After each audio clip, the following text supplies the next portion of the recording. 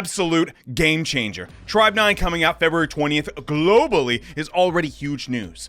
But based on the feedback Akatsuki Games got from the Deadly Playtest and the public demo, we have seen a total rework of Tribe 9's gameplay systems. If you've not been in the loop, from the creators of Danganronpa comes a new action RPG for Steam and mobile devices, and that's cool and all.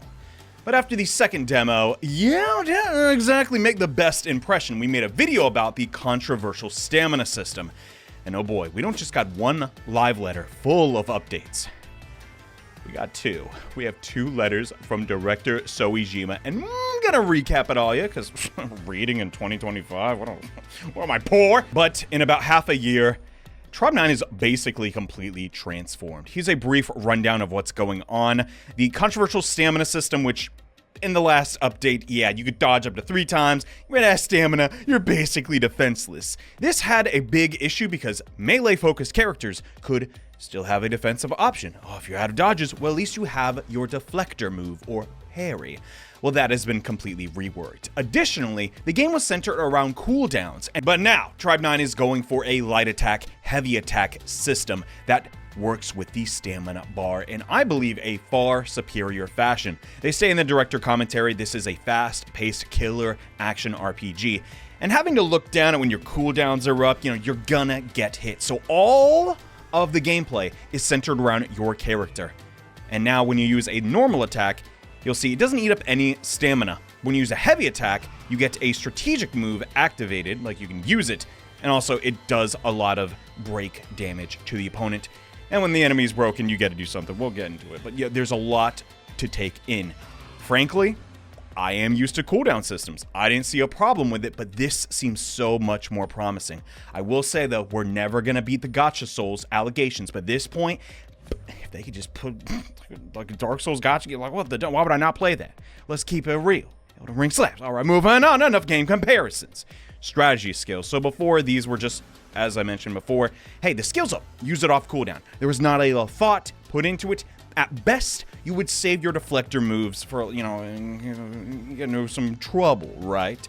But that had the issue of range characters. They are lacking a defensive option, and they just didn't feel super safe. When I think about my videos on, the first demo, right, I did not use any ranged characters. So that makes sense. They want us to use some of this cast, like the support types. If you don't have a defensive option, well, piloting them is, doesn't feel great. Tribe 9 is going to be an uphill battle because, yes, a lot of these systems were not present in the second demo. However, because they weren't present in the second demo when they saw how many people were dying, I suspect the difficulty would be lowered a little bit before people, get the hang of the controls and everything.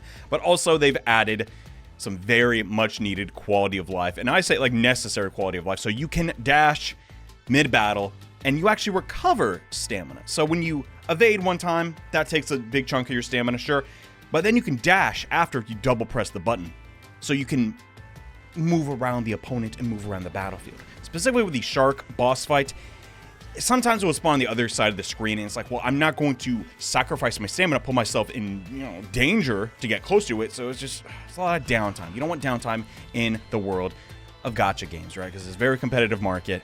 But yes, perfect evades are back. That's cool. But this is my favorite thing. So deflectors have now been given to everybody.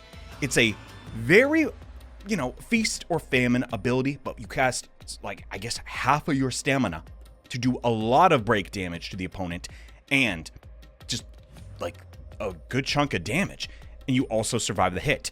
Also, melee and ranged characters can do this. I'm sure there's going to be a little bit of difference there because, you're a ranged character. It doesn't look like the damage from, the Magic Girl was as high as Yo.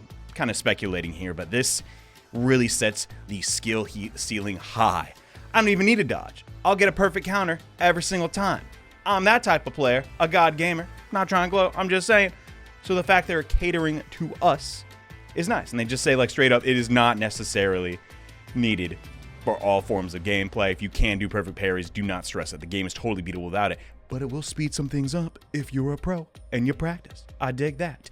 And this is, I'll be honest, a pretty controversial feature that they are taking out. So now, when the opponent is broken, you can activate a chain skill. Previously, This was activated with impairments. In Tribe 9, it didn't necessarily have like a fire, electric, water attribute characters. Instead, it was apathy, depression, I'm pretty sure, stuff like that. They've been completely removed because, one, it really did limit the type of characters you could use. The only way you could activate these chain skills was if your teammates all chained their secondary status effects together. And that sadly did limit team compositions a ton. They said like, hey, that wasn't working out. We talked about that. And now here's some pretty big change to how tension builds. So when the opponent's posture is broken, yes, you gotta activate these chain skills. I don't imagine it would have a cooldown because I've looked over a lot of the gameplay footage and on their, new UI profiles, it doesn't like there's not a number like there was in the original beta, but it seems like, yes, this is how we'll just go about building tension in the game. And in case you don't know, tension, it's kind of the name of the game. You get level 3 tension, aka EX tension. You got to use your tension cards that have the best effects. You deal a whole lot of damage. It's a cool time. But they've altered how ultimate skills function in Tribe 9. Now it consumes tension gauge, which is crazy to me. The only way it could drop down before is if you take too many hits or you just waste too much time not hitting opponents. But now you can selectively use your ultimate skills and just chop away the gauge. Now what's interesting is, I think in the text here, correct me if I'm wrong, it says like it eats up the whole tension gauge. But we're seeing in this GIF right here, it's only eating 2 bars. And it makes me wonder, like, what about the other characters? Because you used to be able to just stack ultimates and use them in quick succession. But I think this is very intelligent design because, one, you're thinking about your play. You can't just spam ultimates on cooldown, which is, admittedly, the first demo, that's what it was, right? I had the excitement of finding out a new game, but you can see in the future that, yeah, you're kind of just mashing attacks and dodging and using your cooldowns on. They seem like they want to cater to the hardcore audience and not necessarily challenge players, but let you really flex on these bosses. And I love that. So let's just take an example. You look up, your tension gauge is about to hit 2. Well, I'm going to lose it. Might as well burn my ultimate here. Or maybe, I bet I can build that gauge up again and then spend it, get the most out of my tension cards because they're about to run out. There's a lot of systems in play, and it does seem intimidating, I guess. I have a lot of hours in the game, so, I'm a little familiar here, but that is just so great to hear. And, of course, the enemy has tension as well, but they are making a huge, like I said before in like past videos, there is a big hill to climb in the gacha market. There's tons of competition, but they seem committed to just like, hey, this wasn't working, let's completely change it. It's crazy. And you know what's even crazier? A second director's letter has hit Tribe 9. That is right. This focuses on dailies, main content, and endgame. Endgame. The game's not even out yet. And they're like, yeah, endgame players, they kind of rock. They're kind of like our most dedicated. We probably should cater to them too. The complaints I've heard about gacha games for years, that there's stamina. I gotta log in every day. Ugh. I gotta do my dailies. I hate doing dailies. But they're just like, we want our dailies to be fun. They pretty much just say it at the end here. We want to make a fun game that is a premium gacha game. Now, is it going to be expensive premium? I don't think so. But they're just trying to make the best game possible. So, there's some stuff they just go over like basic crap, and like, hey, we changed this, it wasn't working out. Sorry, you kind of got swarmed by like 50 waves of enemies in the second demo. That was kind of dumb, I bet. So like, they're doing stuff like that. But here's the big thing.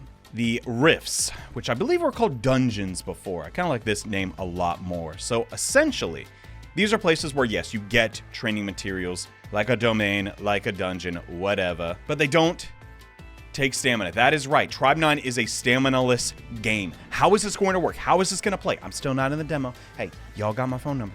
Call me up. Give me that code. But that is unbelievable to me.